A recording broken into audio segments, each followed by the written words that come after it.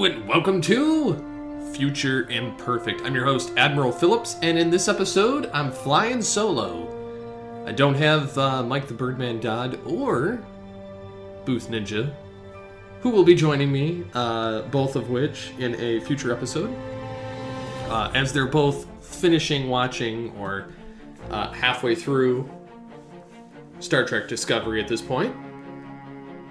So I thought it would be kind of interesting, since we missed last week, to talk about two episodes, The War Without, The War Within, and Will You Take My Hand at the same time, even though we're going to do a general seasonal discussion when we have the other hosts on, just because I think it would be interesting. And if you guys have any comments, questions, suggestions, you can send them to me at SCP21 on Twitter or at Future Warped, which is the Twitter handle for this podcast.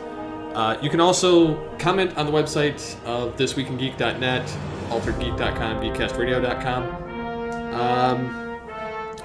Yeah. So The War Within, or The War Without, The War Within. We're on the USS Discovery. Burnham and the crew are faced with the reality of the war during their absence. And in order to move forward, Starfleet must use unconventional tactics and sources to take their next action against the Klingons. Because they are back in the Alpha Quadrant of the Prime Universe. And, we get Sarek and Katrina Cornwell, who beam onto the Discovery, take command of it, and are a little shaken up because the Mirror Discovery didn't get to wreak much havoc because it was destroyed against the Klingons. Probably because it didn't have a competent commander in the vein of Lorca. So I thought that was kind of interesting that the other one was completely destroyed, and they're like, we watched it get destroyed. So I think that's kind of funny. And then we get the meeting of Emperor Georgiou with the Federation here, and Cornwell is a little shaken up in trying to reach the starbase that was already taken over by the Klingons. And the fact that all of the Klingons are trying to wipe out the humans is just a game of fun and power. And none of them are unified. So, it's kind of an interesting episode there. But Starbase 1 was 100, astro units from Earth and under Klingon control. And, it's crazy. Yeah, so they had 3 starships lost and Starfleet officers killed and when they took the starbase. And it very much set up that smaller world that the original series has. And I say that meaning that you have pretty much the 12 Constitution-class starships and then a few handful of other ships kind of floating about out there. But for the most part, Starfleet's decimated with their fleet, and the Klingons are pretty much to themselves. So this episode and the next episode actually tie in really well with the end of the season to bringing us to that smaller world of the original series here. And so they have Starfleet highly classify all information on the Discovery's visit to the Mirror Universe so that nobody could get information on the Terran universe or people that they may have known. The same thing happened in the Terran universe. They classified Jonathan Archer's, finding of the Defiant. You also have the Hulken incident with Kirk, which was classified and then declassified for Bashir and Kira in DS9. So, I think that we're in for a wild ride as far as Discovery is concerned. I have been one of the hugest critics of the show since it came on. In saying that, I don't completely hate it. I'm still wondering about the Klingons and why they felt they had to change them as much as they did. But the rest of it seems to work out fairly well for what we got. So I'm going to move to the other episode, Will You Take My Hand, really quickly, and then I'll cover a bunch of other news article type stuff that I found, kind of related to Discovery in a variety of ways, and some Twitter conversations I had. There's a lot of people just going bananas over this show, as far as what they've seen and what they feel of this ending of the season. It's going to be interesting to say the least. So we have Saru, now that Cornwell is going back to Earth. We have Saru basically taking command of the Discovery, but they've placed Emperor Georgiou as her counterpart, Captain Georgiou. And Cornwell presented her as the captain of the Discovery. And so they teleport the Discovery through the mycelial network, which Stamets makes a big crack at. Am I good or what? Into a big pocket mountain of the planet. And it was also figured out that there's an Orion Syndicate type thing. So they beam down, they hang out with the Orions. The Orions are slightly modified, and then you get this nice little nod to the Corbomite Maneuver episode where they had Ron Howard's brother, Clint Howard, who was Baylock in that, and he was also like Grady in DS9 and Muck in Enterprise. So he's had a lot of appearances throughout Trek's 51 years. Granted, he was a kid when he was in TOS, so that it doesn't age. I mean, he ages a lot better just because of that.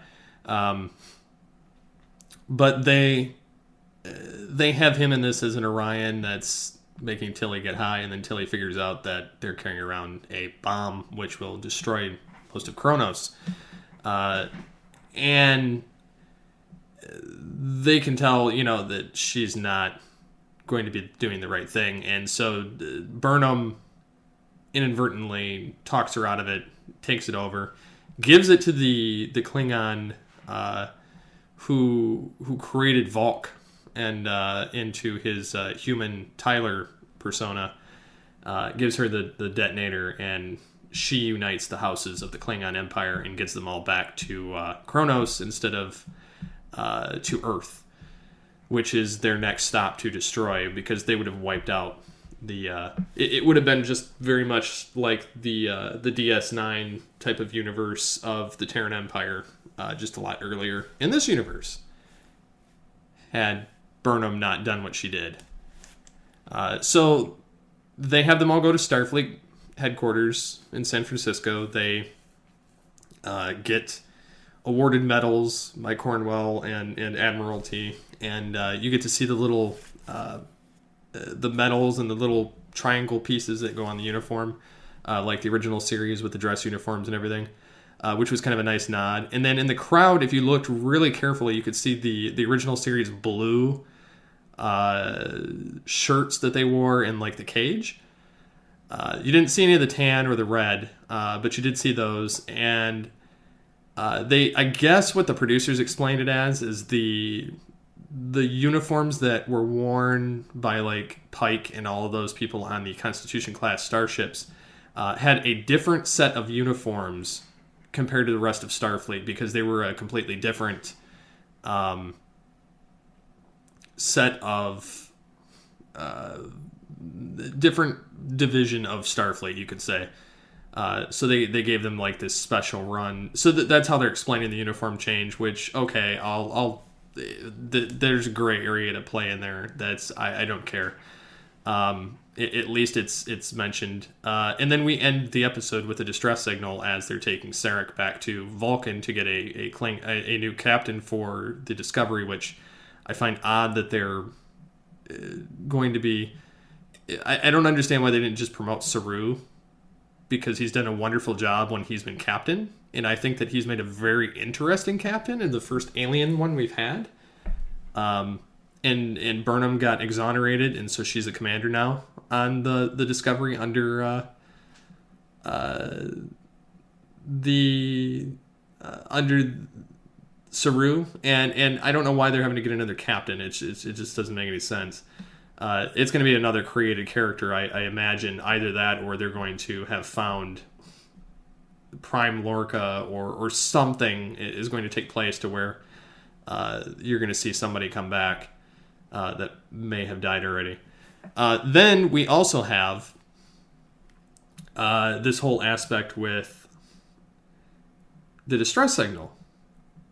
And it comes out NCC-17, and then they're having a hard time making it out. You don't see it, and then they're saying Captain Pike is hailing. And the Enterprise comes out, swooping into the screen, with the same kind of shiny metal aesthetic as the rest of Discovery, which, okay, it makes sense. They're going to put the shine on it. They didn't change all that much with the ship. It looks pretty much like the original series ship, other than the fact it's not white, or that opaque white on the exterior. But really, the only ships that had the white exterior were the original series and the original series films. If you look at DS9, Voyager, The Next Generation, Enterprise, they all have that metallic metal shell on the outside. So it kind of makes sense that they wouldn't just have paint on it. So I'll give them a pass on that. And then the nacelles on the inside, the interior part of it, had like the blue of the refurbished nacelles. But it also, in the original series, they didn't have that light up. But it very well could have. So they just gave it a more shiny look. I'm sure it'll be fine. I hope that they don't modify too much on the interior of the ship. It's probably going to be that grunge metal type of look in modification. It's probably going to get more of the TOS feel. I loved how they ended the episode of the season with the original series theme, and I guess they're going to, as it progresses, the series, they're going to get more and more the original series influence. Until it completely matches up with the original series. So we'll probably see like the communicators, the phasers get modified. We'll probably see the uniforms all go one way. We'll probably see a variety of things take place. I'm hoping with season 2 we get a Captain Pike casting, even if it's like Bruce Greenwood or somebody in that instance where they get to portray Pike. Even if it's somebody younger getting to portray him before portray him, not betray him, before he becomes Commodore Pike and gets his injury. So there's a lot of play here, and I guess the Enterprise is going to be on and off again throughout season 2. It won't be the center of attention, but it will be among the center of attention with the Discovery. And Starfleet also outlawed the use of the spore drive until they could find a suitable replacement because they don't want to use human or a creature to be plugged into it, which was kind of a nice nod to show that it's experimental and it worked awesomely. It was too dangerous and against the moral code to be used, and so that's probably what starts the transwarp discussions and creation that they mess with later on with the search for Spock with the Excelsior. So we'll probably see that it's a lot of everything is lining up, and that's putting my mind at ease and helping me enjoy the show more. I realize that people were like, "Oh, just sit and watch the show, and don't take offense. They're going to explain it, blah blah blah." Yeah, it's well and fine. And I do see like there's these Twitter conversations going on where people are just still spastic. I was spastic when it first came out. I've lightened that load heavily since getting through the season. Was there a lot of sloppy writing and easy to tell plot lines? Oh yeah, tons. But overall, as a whole, the show hasn't been just terrible. It's not been terrible. Like, my favorite episode is the Harry Mudd episode, and then probably this last one right here. Those were the two that felt the most Trek to me out of the entire season. And a lot of what they've done in the last 2 episodes and the Harry Mudd thing just further helped it fit into the original series. So I'm definitely enjoying it now, you could say. And I wonder what they're going to do with season 2. I wonder when it's going to come out. It's got a pretty solid cast. I look forward to seeing more from them. Tyler's no longer among the cast. Lorca, Giorgio. So we're going to see some new people come in. That'll be nice. We'll probably see a new casting for Pike. We'll see a new casting for Number 1, which would be nice to see the two of them appear in season 2. Even if it's new similar styles, like they've done with Sarek. I would be happy to see that. If Spock shows up, I would doubt it, but it could happen.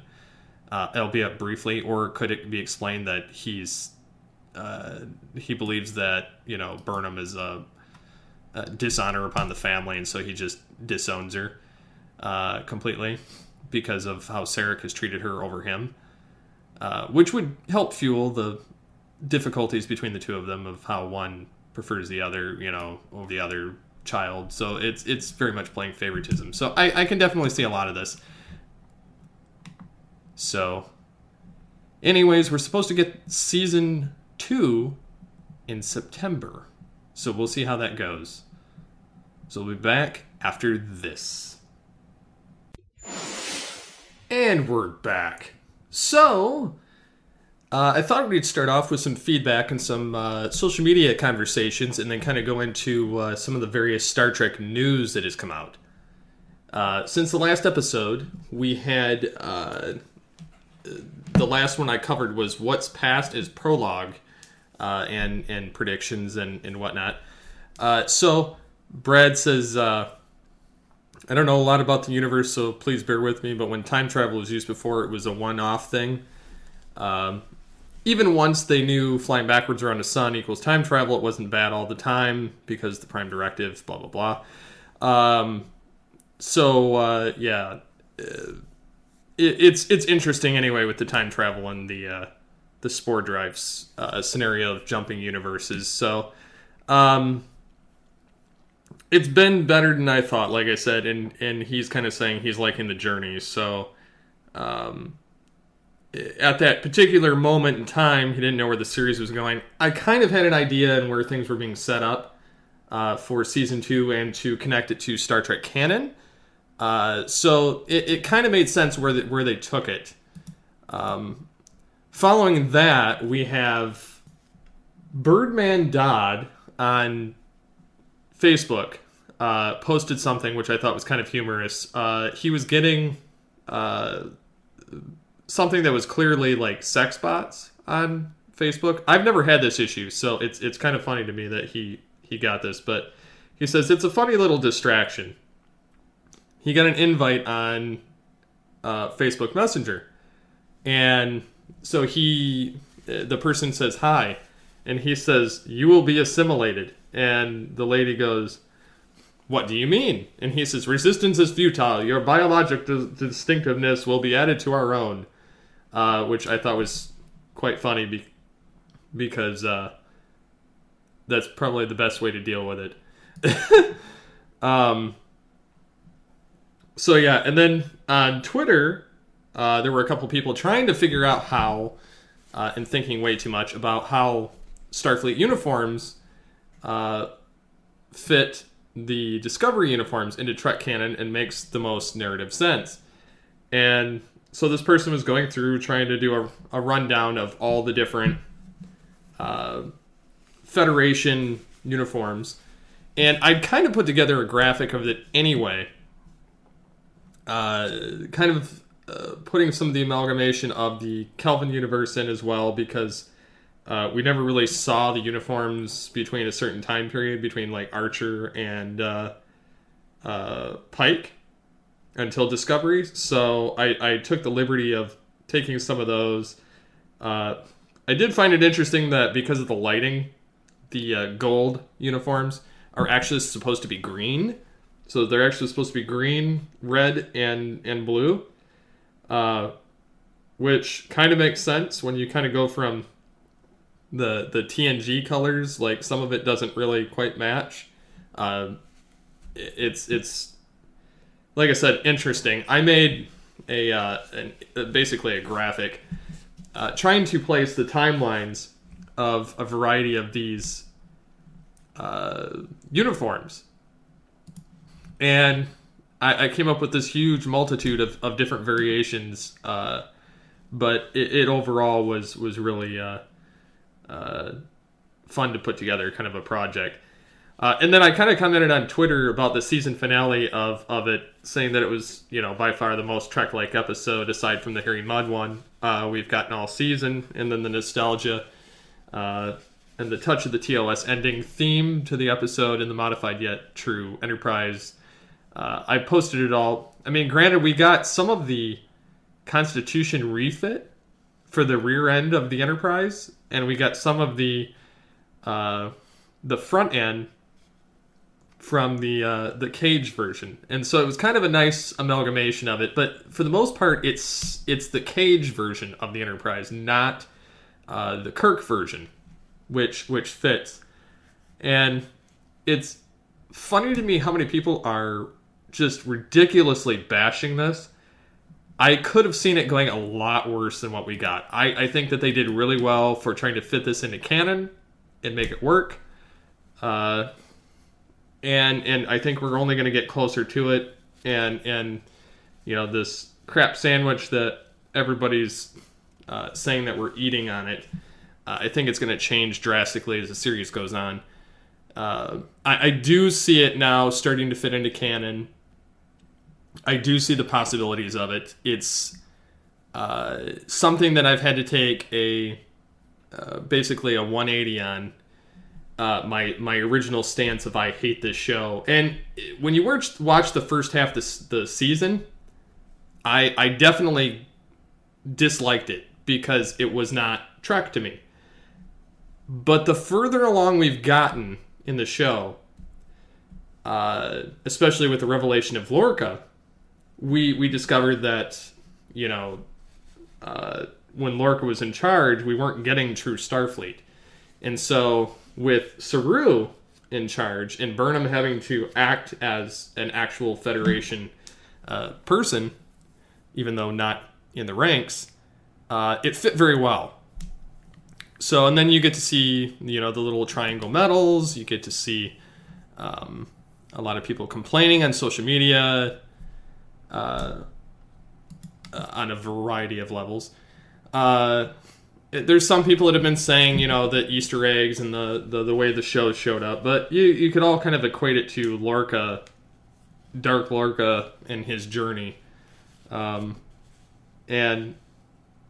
the fact that there's still a Twitter war amongst it, don't get me wrong, the Klingons still bother me. That's about the only thing at this point. Everything else, I'm pretty much set on how it's turned out.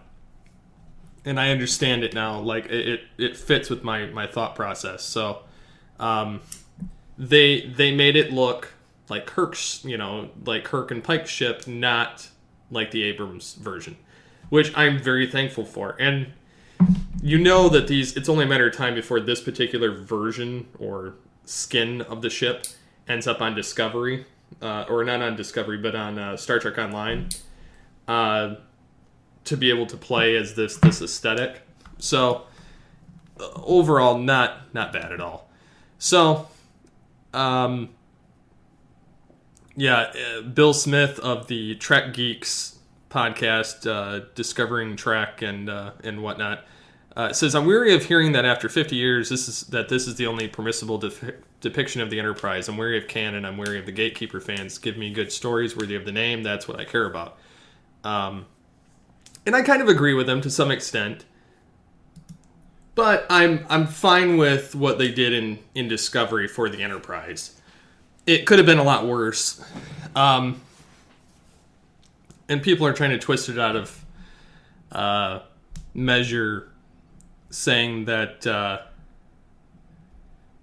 that they weren't happy with it. And people are just purposely trying to get in a pissing contest with him. But Yeah, I mean, yeah, people are trying to say, about the timeline people are trying to say, about the timeline and everything else, and then the fact that Klingons changed for no reason in '79. But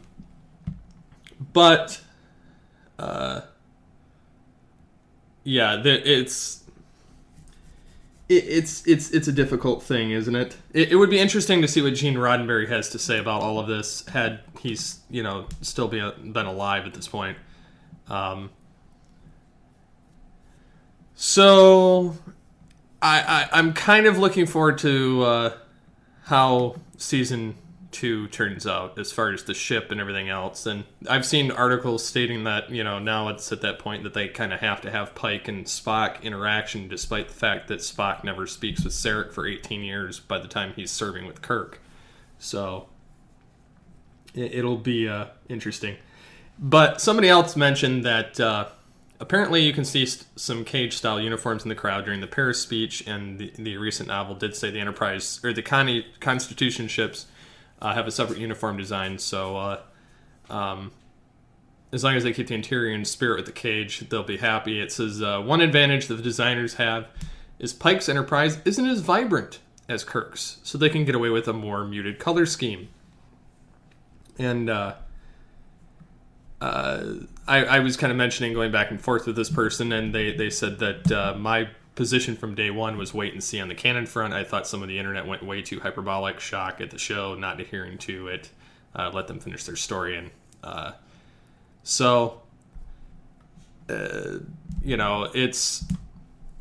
it could be possibly that this is just a weird offshoot of the podcast, or not podcast, of the Klingons. Sorry, I was reading the word podcast on there. But it could be a weird offshoot of the augment virus, where they got the super strength type stuff, and these are the mutated ones, and the other Klingons, the ones that have their original head ridges, and the ones without the head ridges that are the ones that we're used to, could have gone far away from Klingon space to avoid contamination until they could figure out a way to stop it 100% since the Enterprise era. And so I mean, we could be in that kind of a status of how things changed. So we'll just kind of have to wait and see. But I think that we'll end up with, for the captain, and I made a tweet about this, for the Discovery, I think we could see Captain Robert April, since we've never seen him on film or of any kind, take command of the Discovery. It would be kind of interesting because he would be the original captain of the Enterprise before Pike and before Kirk.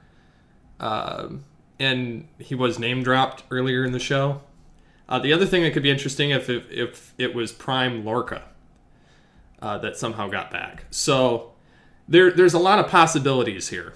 A lot of possibilities. So it remains to be seen what they do as far as that's concerned. But yeah, that's about all of the social aspects I'm going to mention. I'm a fan of the original Constitution class Starship Enterprise, whether it be the Kelvin, the original series, the Discovery one, or the refit Enterprise class type Constitution. I love all of those Constitution class Starship designs. They're quite honestly my favorite Trek designs. And Star Trek 6 has my favorite bridge design, so kind of just remains to be seen. So we could see a lot. Another thing that kind of popped up on social media was somebody name dropped Tom Welling, maybe a good choice for a Captain Pike, and they put him side by side with the caged Captain Pike, and they look kind of uncanny similar. So I could definitely see that coming off, and people are like, I didn't know I needed this until now. So kind of interesting, like I said.